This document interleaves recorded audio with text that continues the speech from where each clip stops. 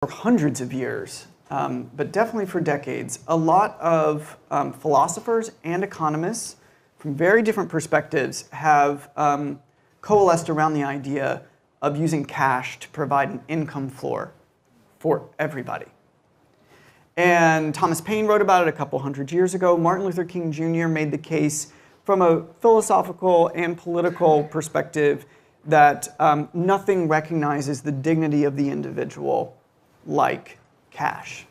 In the fungibility of cash, it specifically says you decide what you want to do with your time, what you want to do with your resources. So it was a major idea, particularly in the last few years of King's life and the march toward equality in that period. At the same time, it was percolating because economists loved it, because it's efficient.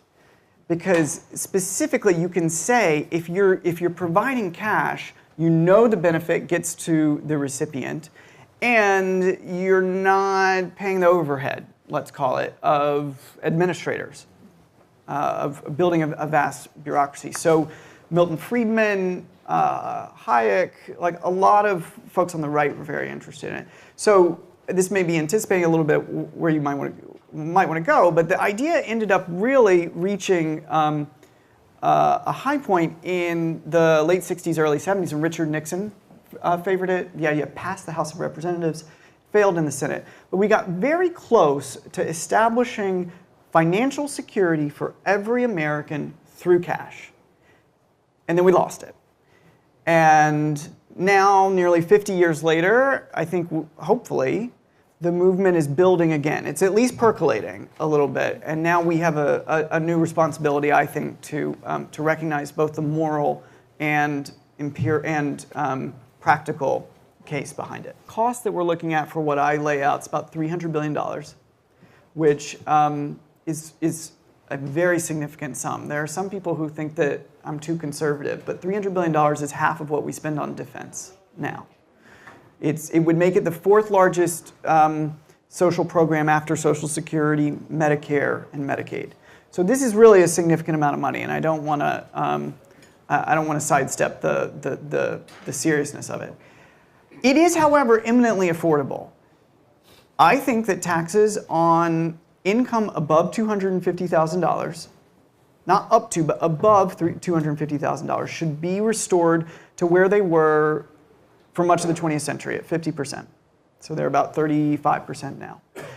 And in addition to that, we should close the most egregious tax loopholes that particularly wealthy people are able to take advantage of now. If we do those two things, we can pay for a guaranteed income that would wipe 20 million people out of poverty overnight, lift them out of poverty, and stabilize the lives of nearly 100 million, 90 million Americans, poor Americans and lower middle class. And I truly believe that it is not a matter of penalties for the rich, but asking the most fortunate, the winners in the economy, to pay their share. First thing that we have to do is not say, well, you should just pay more taxes because you should pay more taxes. The first thing we have to do is make the case that cash is the most efficient and effective way to provide economic mobility, and it's very, very doable. I think if we do that, we are not going to win over everybody in the winner-take-all kind of world. I do think we win over a lot of them. Because the people that I talk to, at least, have this,